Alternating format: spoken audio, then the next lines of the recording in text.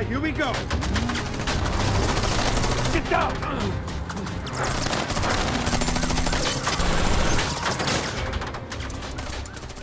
Grandma, what did you think of London Has Fallen, which is a sequel to Olympus Has Fallen, which this time involves the president trying to escape an arms dealer bent on revenge, who is destroying much of London in the process. So what did you think?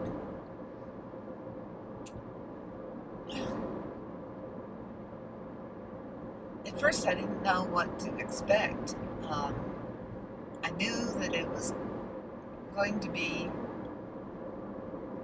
chaotic, and of course it was. Our president and his very efficient and talented bodyguard. Secret Service bodyguard. Secret Service, right. You know, they're kind of buds since they spend so much time together. What's scary to me is the very clear idea that this is possible, that this kind of thing, hand-to-hand warfare in the middle of a worldwide hub like London, this is possible, that this is something that could happen. And all the hand-to-hand combat, again, of course, our hero, who is in very good physical shape, goes through all kinds of physical encounters and somehow never sprains an ankle or breaks a fist when he's fighting, or any of the things that the rest of us might have to impede his protection of the president. His mission is very clear.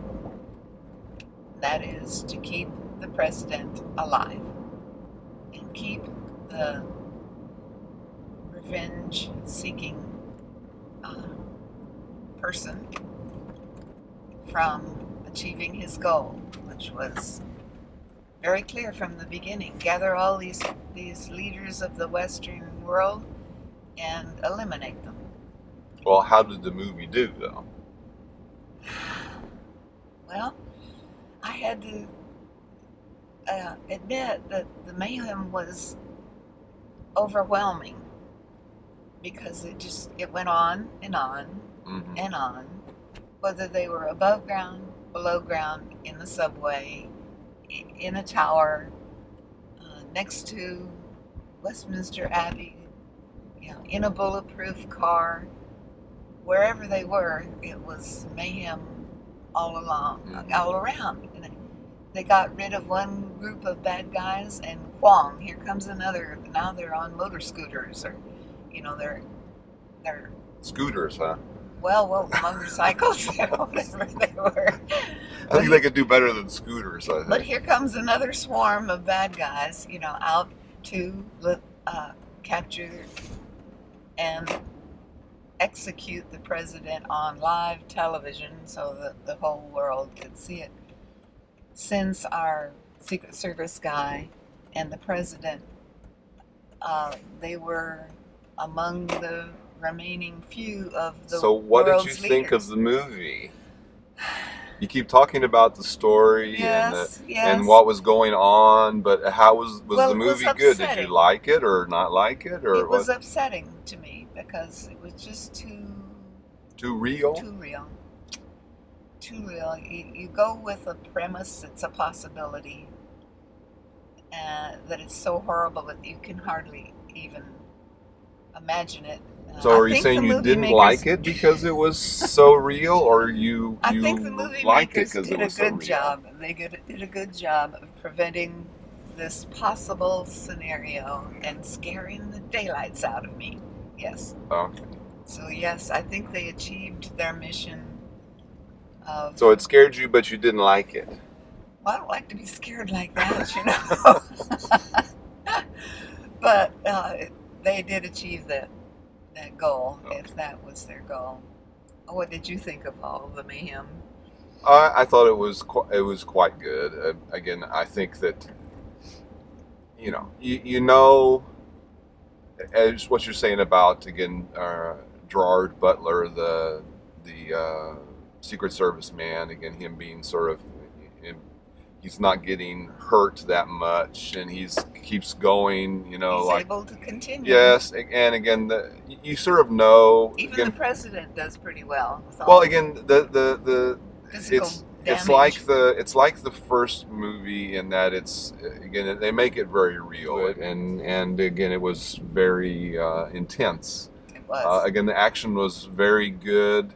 All the special effects, all the damage to London. I thought, oh, come on. Having been to London and appreciated how beautiful a city it is, I thought, oh, well, there are a couple of interesting things to it. Again, the the action was very much akin, and I think this is true in the first movie too, akin to these sort of shoot 'em up video games, where again they go room to room, and you're eliminating people to get to a goal, sort of thing. And so that was one sort of stylistic thing about this movie. The other was again the attitude that the Secret Service guy had was very. It seems similar to what we're sort of used to in the Walking Dead TV show, where again, take no prisoners. Act first. Don't ask any questions. Just because take it for granted that everybody is dangerous, and unless you know otherwise, don't trust anybody. His mission was to protect the president. Yes, it's basically kill first, ask questions later. And so again, that was sort of interesting as well. Again, he did a really good job with the role, I thought. Yes, well, I mean, this is the second movie that we've seen him in a row. And who was it? Aaron Eckhart, who played the president? Yes. He did a really good job, too. The two of them were quite believable. They're a good team. So I thought it was,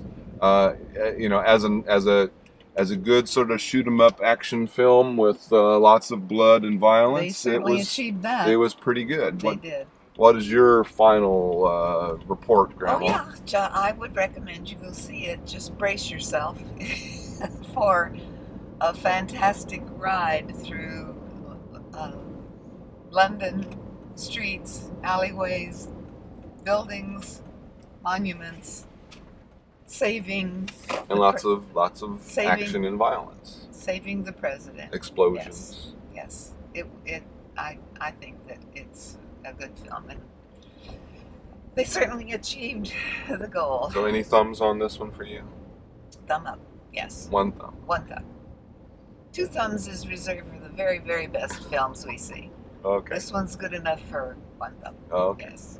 Yeah, I would recommend it too. Again, it's not any work of art by any stretch, but it's again a good action film with lots of excitement. And the supporting actors?